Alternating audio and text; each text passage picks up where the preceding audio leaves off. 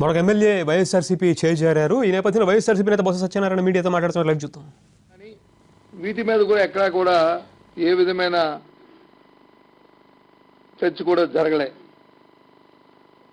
పోనీ ongoing programmes ఏమున్నాయో, సంక్షేమ కార్యక్రమాలు ఏమున్నాయో, ప్రజలకు ముఖ్యంగా ప్రజా అవసరాలకు అవసరమైన కార్యక్రమాలు ఏమున్నాయో అవి జరిగావంటే అవి కూడా జరగలే.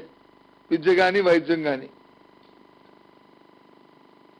పేదవాడికి అవసరమైన ఆరోగ్యశ్రీ గురించి అసలు మా పల్లెత్తి మాట కూడా ఎక్కడా కూడా ముఖ్యమంత్రి నోటెంట కానీ లేదు, సంబంధిత మంత్రులు వారు చెప్తున్న మాటలలో కానీ ఎక్కడా కూడా రాలే. ఓ పక్క వచ్చి పెద్ద ఎత్తున వచ్చి వాటి మీద నిరసన చేస్తూ ఈరోజు మొన్నటి వరకు కూడా వైద్యులు వాళ్ళు నిరాదీక్ష చేస్తూ వాళ్ళు స్ట్రైకులు చేస్తూ దానికి ఇబ్బందులు వచ్చినప్పటికీ కూడా వాటి మీద కూడా ఏ రకంగా జరుగుతున్న సంక్షేమాలు కూడా లేవు. ఈ రకమైన కార్యక్రమాలు రాష్ట్రంలో జరుగుతుంది. ఆయన మాట్లాడిన భాష చూస్తుంటుంటే ఎంతసేపు కూడా ఇంకా కొత్త విషయాలని మాట్లాడుతూ ఆ విషయాల్లో కూడా ఎవరికి అర్థం కాని భాషతో వైజ్ఞానిక కేంద్రాలు పెడతామని, లేదు 2 అంకెల జీడిపి గ్రోత్ ని మేము సాధిస్తామని ఓ పక్క అంటూ, ఓ పక్క వచ్చి రాష్ట్రంలో నిధుల కొరత ఉంది, రాష్ట్రం వచ్చి కష్టాల్లో ఉన్నదని ఒక మాట మాట్లాడుతూ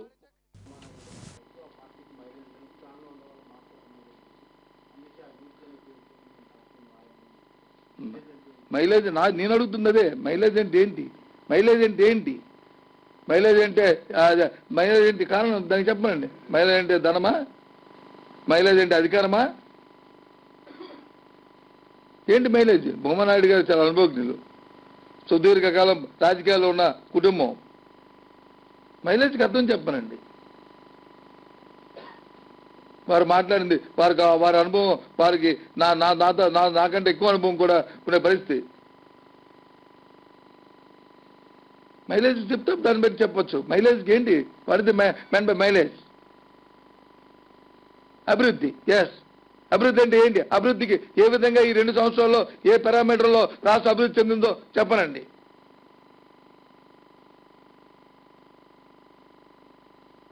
చెప్తే లేదు, నైతిక విలువబడి అభివృద్ధి, ప్రజలు నిజంగా బాగున్నారు, ప్రజలందరూ కూడా సంక్షేమంలో కొట్టుమిట్టారు, బాగున్నారు, హాయిగా జీవిస్తారంటే ఎవరైతే శాసనసభ్యులు ఉన్నారో వాళ్ళతో రాజీనామాలు చేయించి ఎన్నికల్లో గెలవమండి. అప్పుడు నిజంగా గెలిస్తే ఎస్, అప్పుడు మనం చెప్పడానికి అవకాశం ఉంటుంది. అది లేకుండా వ్యక్తిగతంగా ఇలాంటి కార్యక్రమాలు చేస్తూ ఏదో దాన్ని పెట్టుకుని హైపై చేసుకుని వెళ్ళిపోతే అది కరెక్ట్ కాదు. అది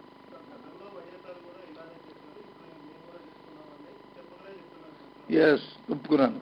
వైఎస్ఆర్ చేసింది ఒక్క రోజు చూపెట్టమండి.